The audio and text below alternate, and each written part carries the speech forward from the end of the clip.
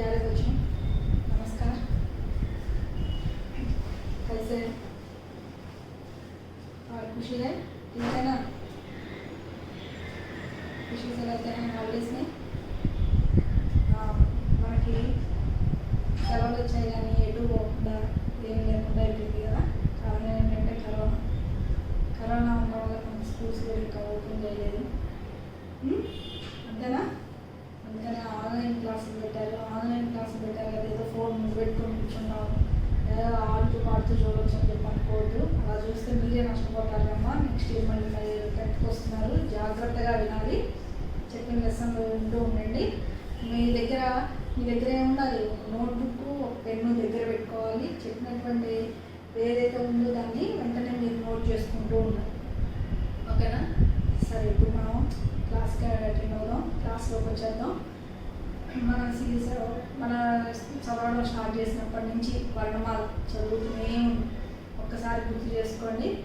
వర్ణమాలలో ఉండేటటువంటి రకమైన మీకు 8th క్లాస్లో కూడా, నేను 9th వచ్చేటప్పటికి 8th క్లాస్లో కూడా మీకు నోట్స్ రాయించాను, అవునా? నోట్స్ రాయించాను కదా. కొత్తగా జాయిన్ అయిన పిల్లలు ఎవరైనా ఉన్నారా? కొత్తగా జాయిన్ అయిన పిల్లలు ఎవరైనా ఉంటే చూసుకోండి, జాగ్రత్తగా చూసుకోండి, వర్ణమాలంతా చూసుకోండి. ఒకసారి నేను పరిచయం చేసుకోవడం మర్చిపోయాను కదా. నా పేరు సత్యావతి, 15 సంవత్సరాల నుంచి విద్యార్థులుగా పనిచేస్తూ ఉన్నాను. ఓకే, కొత్త పిల్లలు ఎవరైనా ఉంటే గుర్తుంచుకుంటున్నాను, నా పేరు సత్యావతి. ఓకే, వర్ణమాలలో 3 ప్రకారం: స్వర్, వ్యంజన్, సంయుక్తాక్షర్. 3 రకాలు ఉన్నాయి. తర్వాత బారకడి ఎనీ 5 లెటర్స్ రాసేవాళ్ళు. నెంబర్స్ 1 to 100 వరకు నెంబర్స్ రాయించాను, గుర్తుందా? 8th క్లాస్ నోట్స్ కనుక ఒకసారి రిఫర్ చేసినట్లయితే కనుక అందులో ఉంటాయి. ఇప్పుడు 9thలోకి వచ్చాం కదా అని చెప్పి వాటి అవసరం ఏమి ఉండదని అనుకోకండి. మనకి అక్షరాలు అవన్నీ, బారకడి అవన్నీ గుర్తుంటేనే, వ్యంజన్కి మాత్రాయి అవన్నీ గుర్తుంటేనే, అంటే పుస్తకాలు పడేసి పాప 3 నెలలు అవుతుంది కదా, 3 నెలలు అవుతుంది కదా, ఏమో గుర్తున్నాయో లేదో. మీ ఆటలు మీరు ఫ్రీ ఫైర్ అని అదని ఇదని ఆడుతూ ఉంటారు కదా, కాసేపు అవన్నీ పక్కన పెట్టి క్లాస్ అయిపోయి శ్రద్ధగా చూడండి. మనం విన్నటువంటి ఒక హాఫ్ అన్ అవర్ అయినా సరే మైండ్గా గుర్తుండిపోయేటట్టుగా గుర్తుంచుకోండి. మర్చిపోండి, చుట్టుపక్కల ఉన్నటువంటి వాతావరణం మొత్తాన్ని మర్చిపోండి. మీ దగ్గర ఫోన్ ఉండాలి, ఫోన్లో మీరు కూర్చోవాలి, మీ దగ్గర ఒక నోట్బుక్, ఒక పెన్ అది దగ్గరలో పెట్టుకొని చూడండి. అవన్నీ చూసుకున్నారా? ఒక్కసారి ఏమేమి ఉన్నాయో వర్ణమాల చూసుకున్నారా? వర్ణమాల స్వర్, వ్యంజన్, సంయుక్తాక్షర్, తర్వాత బారకడి, వ్యంజన్కి మాత్రాయి, నెంబర్స్. ఇవన్నీ ప్రతి ఒక్క క్లాస్కి మనం క్లాస్ పెరుగుతున్న కొద్దీ అవసరం లేదు అని చెప్పి మర్చిపోకూడదు. అవి గుర్తుంటేనే మన క్లాసులు పెరుగుతూ ఉంటాయి, మనం చదవడానికి వీలు ఉంటుంది. అవేవి గుర్తులేదనుకో, అవన్నీ మర్చిపోయామనుకోండి, మనం పదాలు ఏమి చదవకపోతే మనకి ఏమీ కాదు. ఈ 2 నెలలు పక్కన పెట్టేసి ఇప్పుడు క్లాసుల్లోకి వచ్చేసేయాలి, మీరు చదువులోకి వచ్చేసేయాలి. చూడండి, 9th క్లాస్లోకి వచ్చారు. 9th క్లాస్లోకి వచ్చేటప్పటికి ఫస్ట్ లెసన్ ఏముంది? జిస్ దేశ్ మే గంగా బహతీ హై. ఫస్ట్ లెసన్ ఏంటి? జిస్ దేశ్ మే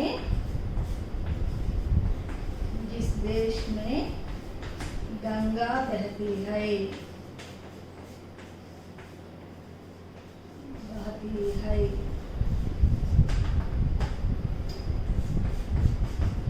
జిస్ దేశ్ మే గంగా బహతీ హై. మీకు 9thలో లాగా మీకు లెసన్ స్టార్ట్ అవ్వగానే దాని గురించి కొన్ని క్వశ్చన్స్ ఉండటం అట్లా ఉంటుంది కదా. ఇది కూడా సేమ్ యాజ్ ఇట్ ఈజ్ అలానే ఉంటుంది. కాకపోతే మీకు ఫస్ట్ స్టార్టింగ్లో ఉన్ముఖీకరణ అని ఒకటి ఇస్తాడు. చూడండి, ఫస్ట్ స్టార్టింగ్లో ఉన్ముఖీకరణ అని ఇస్తాడు. ఉన్ముఖీకరణ అంటే ఆ లెసన్కి సంబంధించినటువంటిది ఏదో ఒకటి, ఓ చిన్న పోయం కావచ్చు, లేకపోతే చిన్న స్టోరీ కావచ్చు, లేకపోతే ఆ లెసన్కి సంబంధించి ఒక వ్యక్తి గురించి చెప్తున్నాడు అనుకోండి, ఏదో ఒక ప్రముఖమైనటువంటి వ్యక్తి గురించి కానీ అక్కడ ఇవ్వడం జరుగుతుంది. ఇచ్చి దాని గురించి ఏవో 2-3 ప్రశ్నలు ఇస్తాడు. అసలు ఉన్ముఖీకరణ పిల్లలకి టీచర్ చెప్పాల్సిన అవసరం లేదు, దాన్ని మీరంతటి మీరే చదువుకోవాలి, దాన్ని మీరే తెలుసుకోవాలి. కాకపోతే మన టీచర్ ఏం చేస్తారంటే ఒకసారి చదివి వదిలేస్తారు. దీని నుంచి క్వశ్చన్స్ కానీ మీనింగ్స్ కానీ ఏమీ లేవు. ఉన్ముఖీకరణ కేవలం తెలుసుకోవడానికి మాత్రమే ఉపయోగపడుతుంది. తర్వాత నెక్స్ట్ ఉద్దేశిస్తాడు. ఉద్దేశం అంటే ఏంటి? ఉద్దేశం ఏముంటుంది? మనకి ఇచ్చినటువంటి పాఠం ఏదైతే ఉందో ఆ పాఠం యొక్క ఉద్దేశం అంటే అందులో ఉండేటటువంటి మెయిన్ పార్ట్ ఏదైతే ఉంటుందో దాని గురించి కంక్లూజన్గా ఇవ్వడం జరుగుతుంది. అది ఉద్దేశం. తర్వాత ఏం చేస్తాడు? కవి పరిచయం ఇస్తాడు. తర్వాత ఈ పాఠం రాసినటువంటి కవి ఎవరైతే ఉన్నాడో ఆ కవి గురించి వివరణ ఇవ్వడం జరుగుతుంది. ఉన్ముఖీకరణ అంటే పూర్తిగా తెలుసుకొని వదిలేసేయడం అంటే అసలు చదివినా చదవకపోయినా ఏమీ ఉండదు.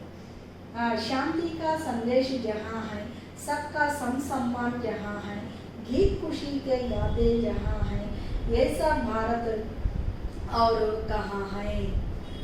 ఇది ఉన్ముఖీకరణకి ఇచ్చాను. ఈ ఉన్ముఖీకరణ మామూలుగా జనరల్గా చదువుకున్నాము. అదేంటంటే మన దేశానికి చూడండి ఎంత గౌరవం ఉందో, మన దేశంలో స్వేచ్ఛగా ఉండొచ్చు అని చెప్పి స్వేచ్ఛ పౌరాన్ని అంటే ఏంటి పౌరాన్ని ఎగరవేస్తూ మన దేశానికి ఉన్నటువంటి గౌరవాన్ని శాంతిని గురించి తెలియజేస్తూ ఒక చిన్నది ఇచ్చాడు. ఇది దేనికి ఉన్ముఖీకరణకి మనకి ఇచ్చిన పాఠానికి సంబంధం ఏంటి అంటే దేశమే గంగా బాగి, ఈ దేశంలో గంగా నది ప్రవహిస్తూ ఉంది. గంగా నది అంటే ఏంటి? గంగా నది అంటే ఎక్కడి నుంచి వచ్చింది? ఆకాశం నుంచి వచ్చినటువంటిది గంగా నది. గంగా నదికి ఎంత విశిష్టత ఉందో, ఎంత ప్రాముఖ్యత ఉందో మీ అందరికీ తెలుసు. గంగా నది ఆకాశం నుంచి వచ్చింది కాబట్టి ఆ గంగా నదిలో ఉన్నటువంటి నీరు చాలా పవిత్రమైనటువంటి నీటిగా చెప్పుకుంటారు. చూడండి ఉద్దేశం, हमारा भारत महान देश है, यहाँ गंगा यमुना जैसी पवित्र नदियाँ बहती हैं. भारतवासी सत्य, अहिंसा, धर्म, न्याय, परोपकार, सद्भावना, मानवता आदि महान गुणों का पहचान है. इसे बनाए रखना हर भारतीय का कर्तव्य है. हमारा देश महान है. మన దేశం చాలా గొప్పనైనటువంటి దేశం. ఎందుకు? हमारा देश में कई जाति वर्णों वर्गों के लोग मिलजुल कर रहते हैं, एक दूसरे के साथ सोदर भाव के साथ रहते हैं. और हमारे देश में अनेक जीवन नदियाँ बहती हैं. जैसे అందులో ఏంటవి? గంగా, యమున. భారతవాసి గుణ్ ప్రతి ఒక్క భారతీయుల్లో ఇక్కడ ఇచ్చినటువంటి గుణాలు ఉంటాయట. ఏమేంటవి? సత్యం అంటే భారతీయుడు ఎప్పుడూ కూడా నిజాన్నే చెప్తూ ఉంటాడు. అహింస అనేది ఉండదు, హింసించడం అనేది ఉండదు. ధర్మంగా, న్యాయంగా. పరోపకారం అంటే దూసరోంకి సహాయత అంటే ఇతరులకి సహాయం చేయటం.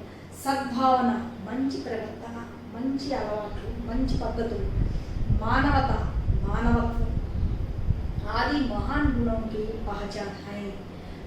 ఈ గుణాలన్నీ ఎవరిలో ఉంటాయి అని అంటే ఎవరిని చూపించట? మన భారతీయుని చూపించట. ఏమేం గుణాలట? సత్య, అహింస, ధర్మ, న్యాయ, పరోపకార్, సద్భావన ఆర్ మానవత. ఆది గుణం ఎవరిలో ఉంటాయి? ఈ మొదలైనటువంటి గుణాలన్నీ ఎవరిలో ఉంటాయి? భారతవాసి అంటే భారతదేశంలో ఎవరైతే ఉంటున్నారో ప్రతి ఒక్క భారతదేశంలో నివసించేటటువంటి ప్రతి ఒక్క మానవుడి దగ్గర కూడా ఈ గుణాలన్నీ ఉంటాయట. ఈ గుణాలంటే ఏమేమి గుణాలని చెప్పుకున్నాడు? సత్యాన్ని చెప్పడం, న్యాయంగా ఉండటం, ధర్మంగా ఉండటం, ఇతరులకి సహాయ సహకారాలు అందించడం, మంచి ప్రవర్తన, మంచి నడవడిక కలిగి ఉండడం, మరియు మానవత్వంతో ఉండడం అనేవి భారతీయుడి యొక్క లక్షణాలు అని చెప్తున్నారు. ఇప్పుడు కవి పరిచయం. కవి గురించి చూద్దాం.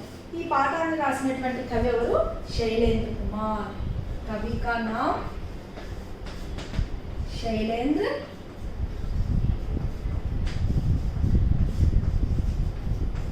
కుమార్. శైలేంద్ర కుమార్ ఇప్పుడు మనం ఉద్దేశం చెప్పుకున్నాం కదా. శైలేంద్ర కుమార్ దేని గురించి చెప్పాడు? మన భారతవాసి యొక్క గొప్పతనాన్ని గురించి చెప్పాడు. భారతవాసి गुण के बारे में बताते हैं. భారతవాసి ఎక్కడ ఉంటాడట? ఎక్కడైతే గంగా నది ప్రవహిస్తోందో అక్కడ నివసించేటటువంటి వాడే భారతవాసి అని చెప్తున్నాడు. భారతవాసికి ఏ గుణాలు ఉంటాయని చెప్పాడు? సత్య, ధర్మ, అహింస, న్యాయ, ఇంకా ఏముంటాయన్నాడు? పరోపకార్, సద్భావన और मानवता आदि गुणों से भारतवासी रहते हैं. ఈ మొదలైనటువంటి గుణాలన్నీ కలిగినటువంటి వాడే భారతవాసి అని చెప్తున్నాడు. కవి కా నామ్ శైలేంద్ర కుమార్. జీవన్ కాలం 1923-1966. विशेषताएं, कई प्रसिद्ध फिल्मी गीतों की रचना, 3 बार फिल्म फेयर अवार्ड से सम्मानित। प्रसिद्ध कवि का नाम शैलेंद्र कुमार, जीवन काल అంటే జన్మ ఇప్పుడు 1923, మృత్యు 1966। విశేషత అంటే ఈయన చేసినటువంటి రచనల్లో కానీ ఎందులోనైనా సరే ప్రసిద్ధి ఫేమస్ అయినటువంటి వాటిని ఏమంటారు విశేషత అంటే గొప్పతనాలు ఏమైనా ఉన్నాయా అంటే అవేంటి కై ప్రసిద్ధ ఫిల్మ్ గీతంకి రచన, ఈయన చాలా ఫిల్మ్ గీతాలు రాశారు। 3 बार फिल्म फेयर अवार्ड से सम्मानित है, ఈయనకి 3 సార్లు ఫిల్మ్ ఫేర్ అవార్డు కూడా లభించిందట। ఎవరు? కవి కా నామ్ శైలేంద్ర కుమార్, जीवन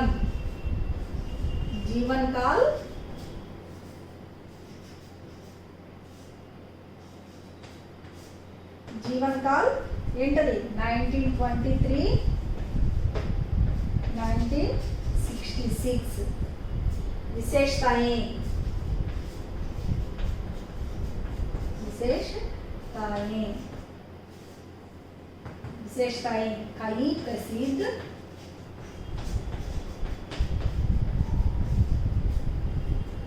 कई प्रसिद्ध फिल्म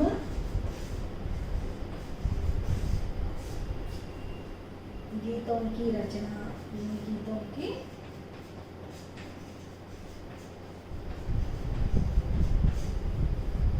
गीतों की रचना 3 बार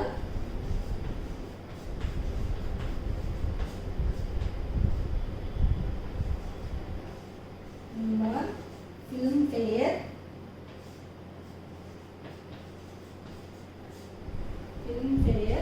अवार्ड से सम्मानित। फिल्म फेयर अवार्ड से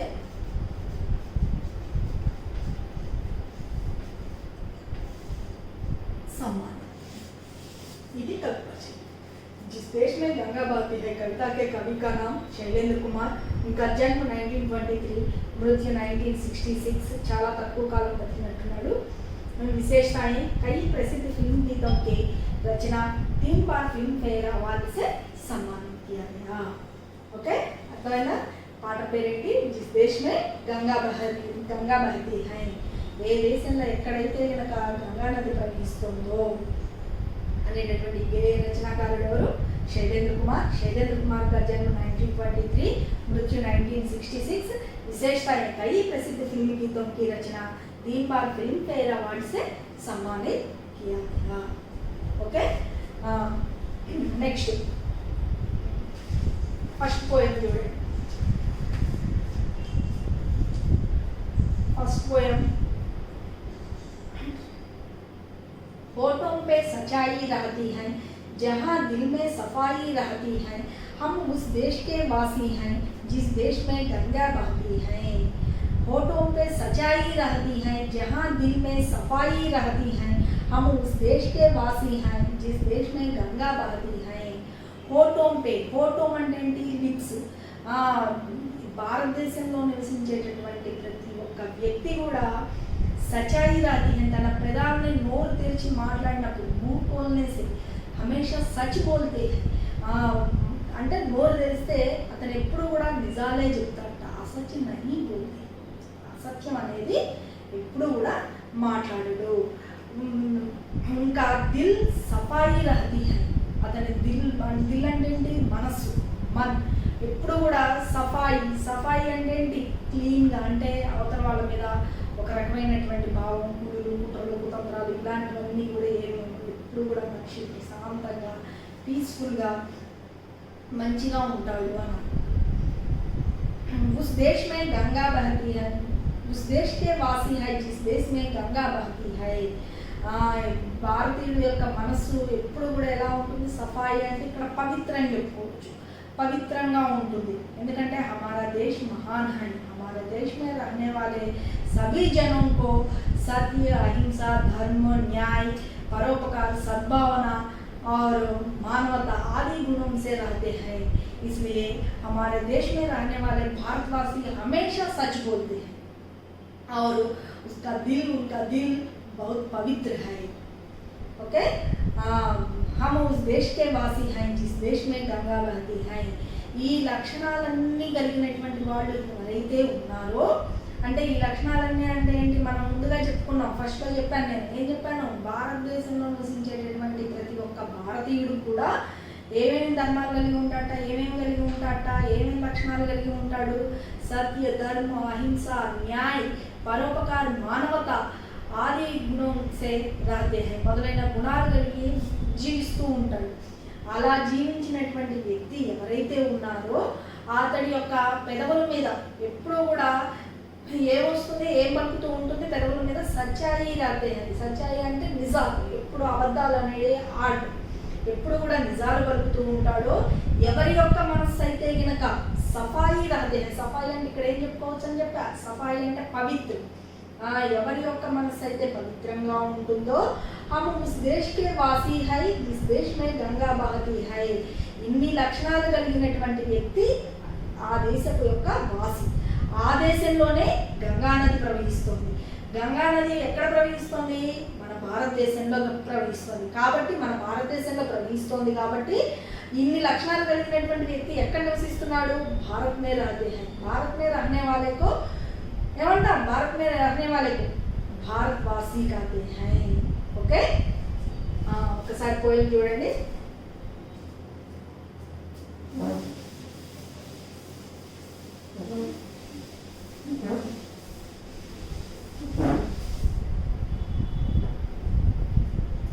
होठों पे सच्चाई रहते हैं,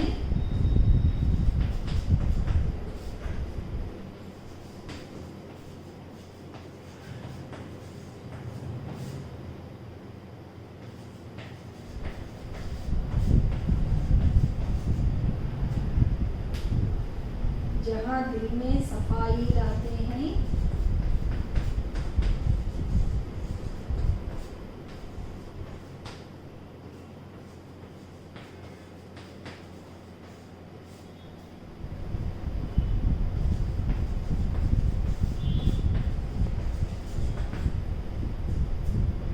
उस देश के वासी है.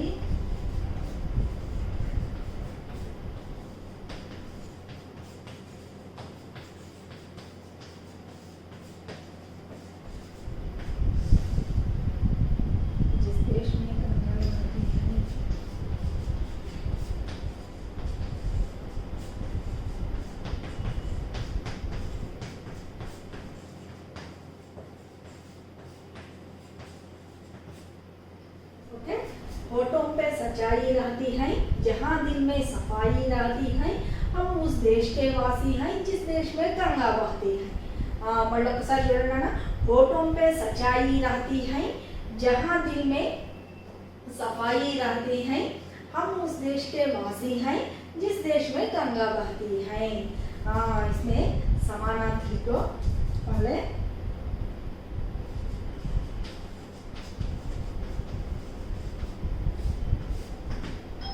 होठों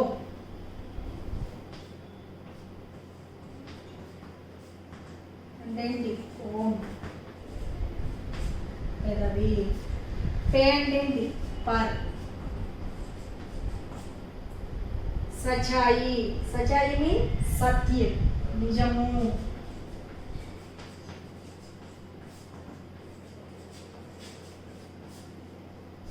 సత్యం. దిల్ मन,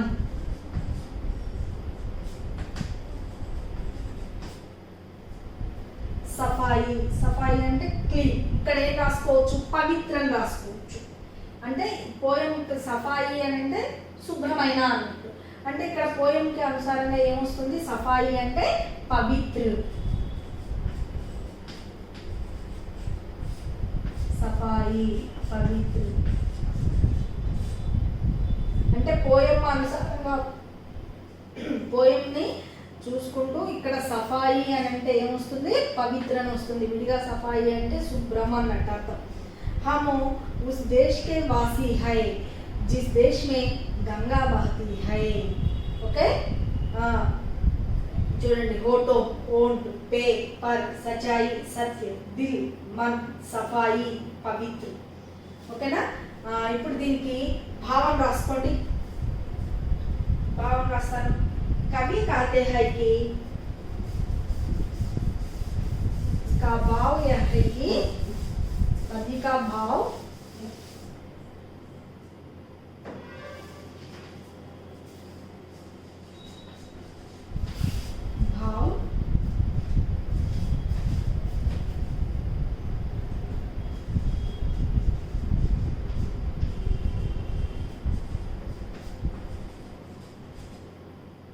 कवि कहते हैं कि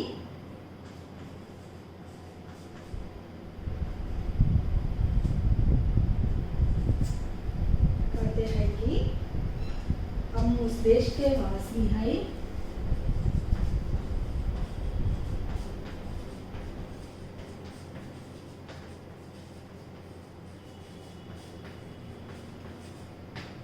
वासी है जिस देश में गंगा बहती है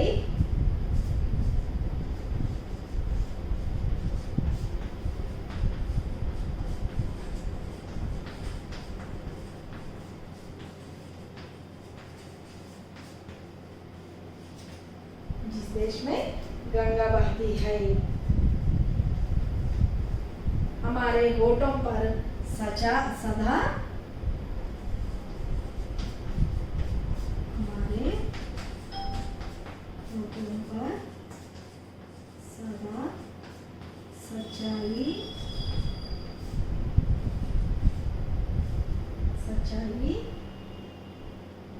ही गाती है, सच्चाई ही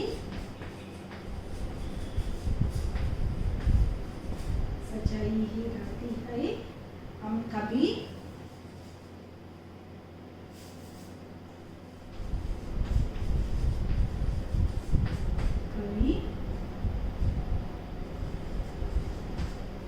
झूठ नहीं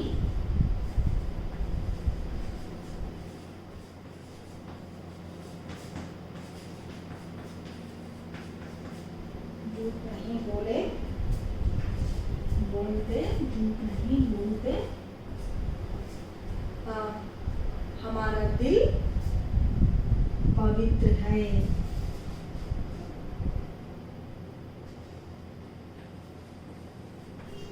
हमारा दिल सफाई से हमारे दिल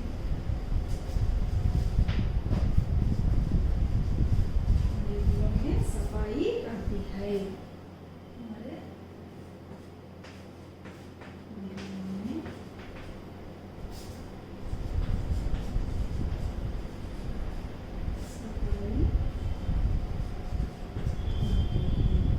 సఫాయి అనొచ్చు లేదా ఇక్కడ పవిత్రం కూడా రాసుకోవచ్చు।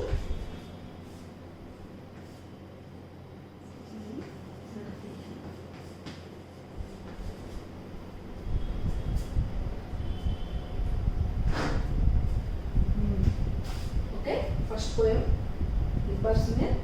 होठों में सच्चाई रहती है, जहाँ दिल में सफाई रहती है।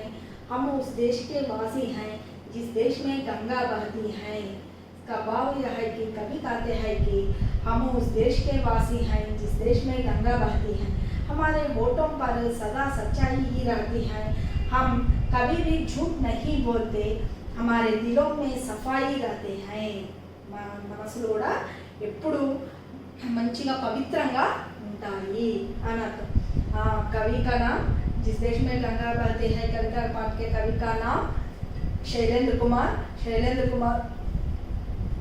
कुमार भारतवासियों के बारे में बताते हैं। इस पद्य में, इस गीत में भारतवासियों के गुणों के बारे में बताते हैं। भारतवासी हमारा देश महान है। हमारे देश में रहने वाले लोग सभी एक दूसरे के साथ मिलजुल कर रहते हैं। अनेक धर्मों के लोग रहते हैं। सभी धर्मों के लोग भाई भाई की तरह रहते हैं। और भारतवासी के प्रत्येक गुण हैं। गुणों सत्य, अहिंसा, धर्म, न्याय, परोपकार, सद्भावना और मानवता आदि के गुणों से रहते हैं। ये गुण वाले कहाँ रहते हैं? भारत में रहते हैं। वहाँ भारत देश में गंगा नदी भी बहते हैं। गंगा नदी बहुत पवित्र नदी है। वहाँ रहने वाले लोगों को ये गुण भी है।